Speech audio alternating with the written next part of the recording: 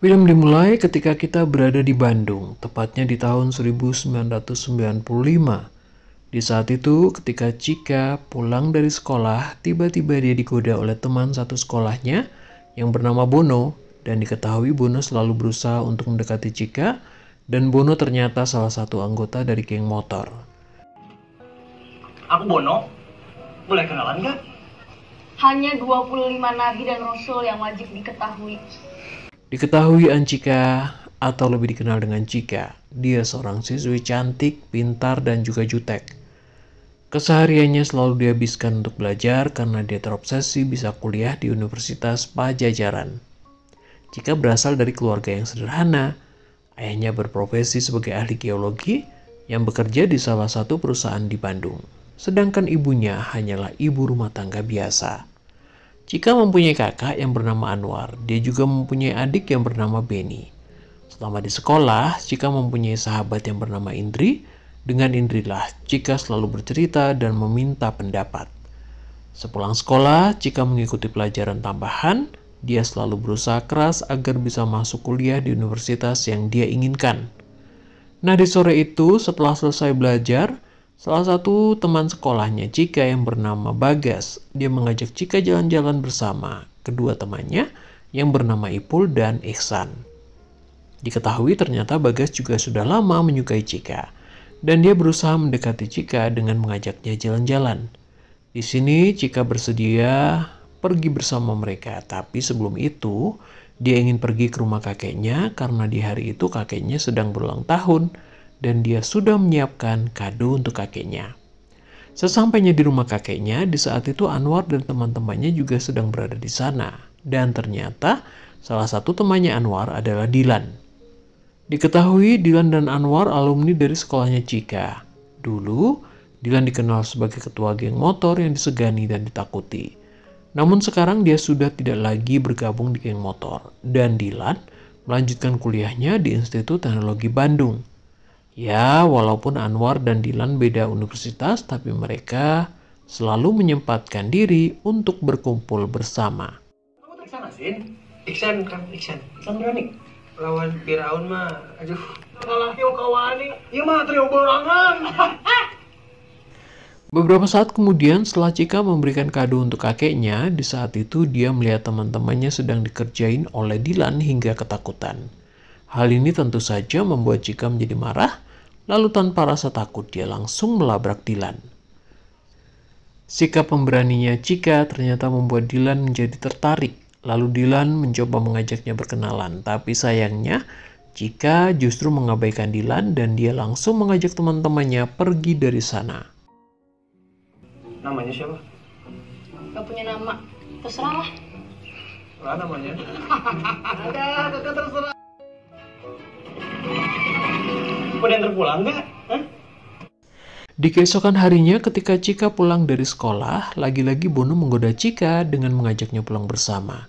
Cika yang kesal karena Bono terus mengganggunya. Lalu dia meminta Bono agar berhenti mengganggunya sambil menendang motornya Bono. Saya mau kamu minggir. Kalau nggak minggir, saya tendang. Emang berani?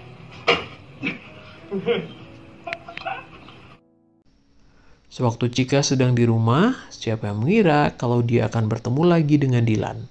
Karena di saat itu Anwar mengajak Dilan main ke rumah. Di pertemuan ini Cika masih bersikap jutek ke Dilan, tapi Cika tetap memberikan minuman dan makanan untuk teman-temannya Anwar.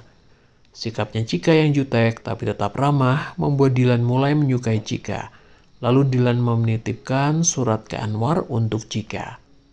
Dari pertemuannya dengan Dilan, lalu Cika menceritakannya ke Indri. Bahkan Cika juga menunjukkan surat pemberian dari Dilan. Terima kasih, rotinya sangat bermanfaat untuk kamu.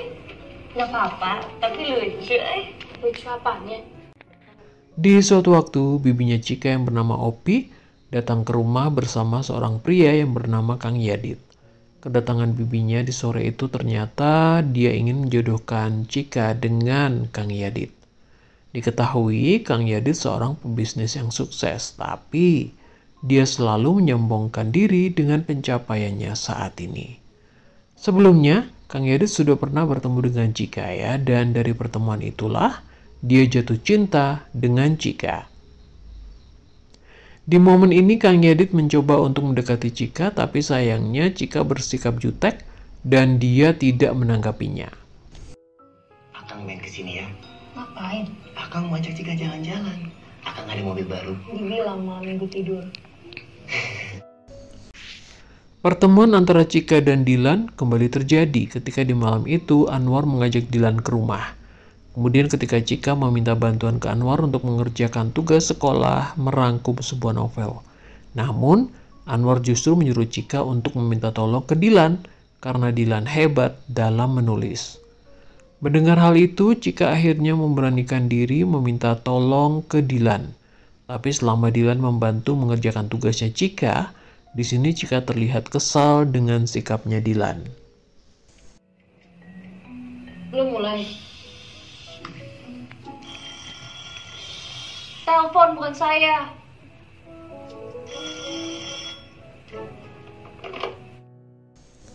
Kekesalan Chika semakin menjadi ketika dia diminta oleh gurunya untuk membacakan tugas yang dibuat oleh Dilan. Ternyata Dilan berbuat iseng dengan menulis tentang kepribadiannya Chika. Hal inilah yang membuat Chika menjadi malu karena dia ditertawakan oleh teman-teman sekelasnya. Akhirnya cerita pun menjadi seru. Tapi yang Chika lebih seru. Dia malah sibuk makan permen karet.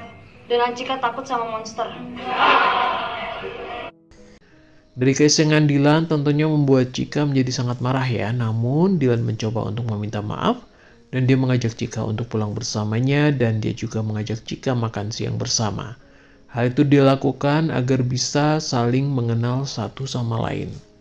Nah, dari sinilah terjalin kedekatan di antara mereka. Chika juga sudah tidak jutek lagi ke Dilan. Kemudian di hari-hari berikutnya, Dilan selalu menjemput Chika pulang sekolah ya. Dilan juga membantu Chika mengerjakan tugas sekolah, dan dia juga menemani Chika ke toko buku. Chika yang awalnya kesal melihat Dilan, sekarang secara perlahan dia sudah mulai menyukainya. Di mata Chika, Dilan orang yang unik, lucu, baik, dan selalu membuatnya merasa nyaman. Di suatu waktu ketika Chika sedang menunggu Dilan menjemputnya, di saat itu Chika sedang mengobrol dengan teman sekolahnya yang bernama Dudi. Lalu tak berapa lama, tiba-tiba Bono datang sambil marah-marah ke Dudi. Dia mengira kalau Dudi sedang mencoba mendekati Chika. Dudi, si Cika teh juga gak mau sama kamu di kelas. Nah, si Ani ngalikin aing. Nah, kalau Lalu terjadilah keributan di antara Bono dan Chika yang dimana Chika berusaha melindungi Dudi yang akan dipukul oleh Bono.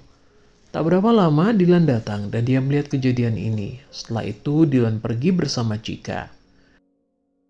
Di tengah perjalanan Dilan mengungkapkan perasaannya ke Chika dan dia mengajaknya pacaran. Namun sayangnya cinta Dilan ditolak oleh Chika dengan alasan dia tak ingin berpacaran. Kemudian Chika menanyakan status hubungan Dilan dengan Milea. Mendengar hal itu tentunya membuat Dilan menjadi kaget ya, karena Chika tahu kalau dia pernah berpacaran dengan Milea. Setelah itu secara perlahan, Dilan pun memberitahu kalau dia sudah putus dengan Milea. Dan sekarang, Milea sudah mempunyai pacar yang baru. Kemudian Dilan juga menyampaikan permasalahannya dengan Milea, yang dimana sewaktu dulu Dilan masih suka berkelahi dan disibukkan dengan geng motornya. Hal inilah yang menjadi alasan bagi Milea untuk mengakhiri hubungannya. gimana? Jadi kita pacaran? Gak usah pacaran. Kita masih bisa berdua. Sebagai sahabat, Ini jadi aku itu. saya bukan nolak kamu. Saya menolak untuk pacaran.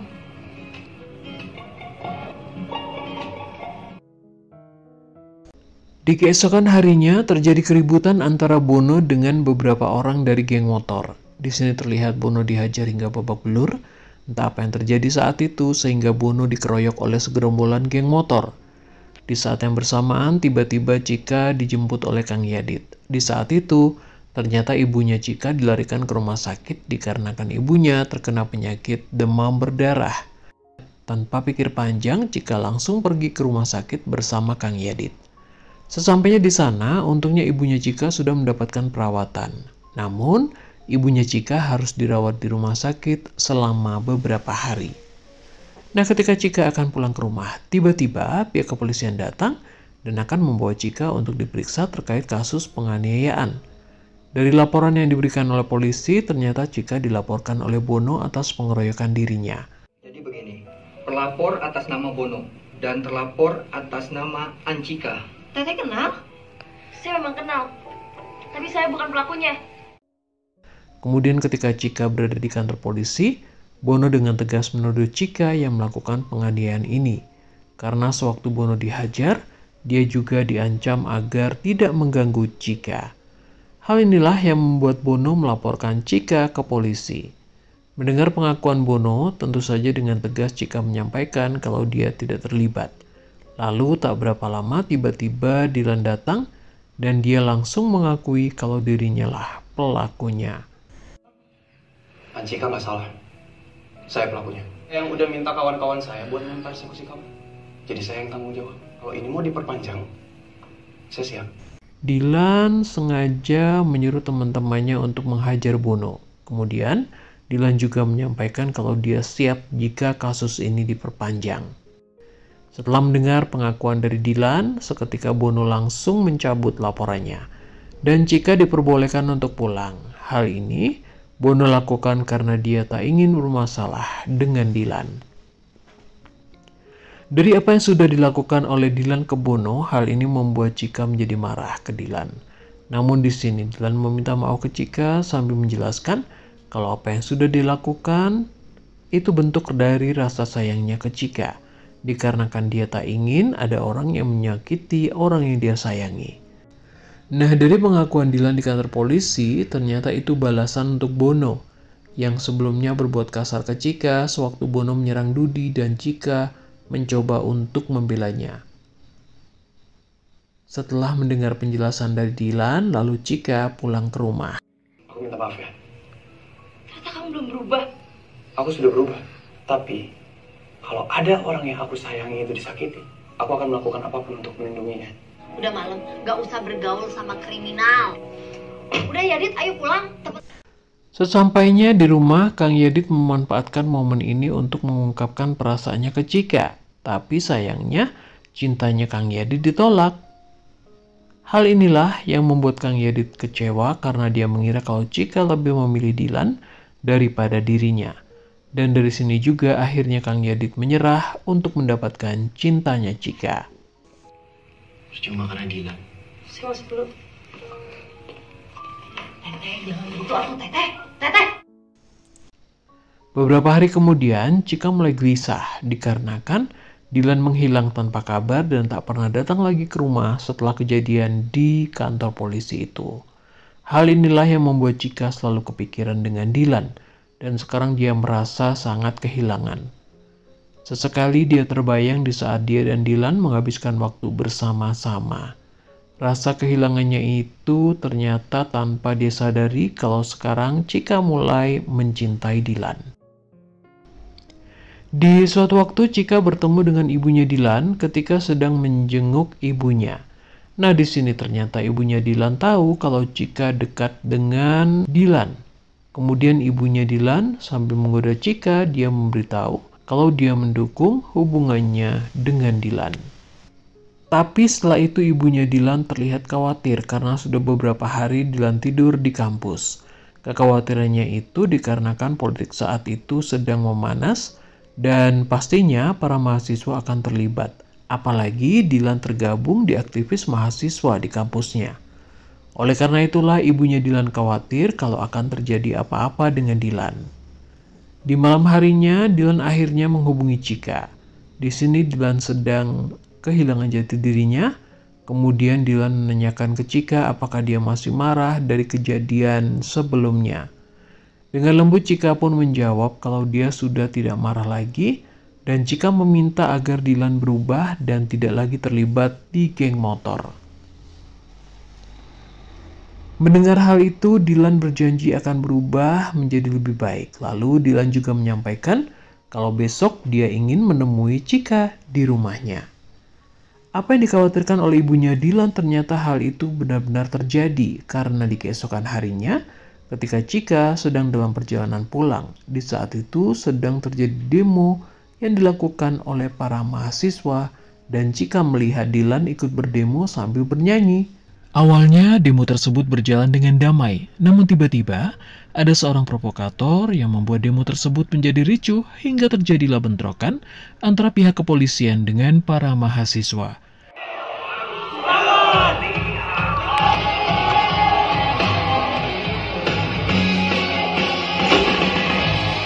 Chika yang panik, dia berusaha mencari Dylan yang terjebak di kericuhan tersebut.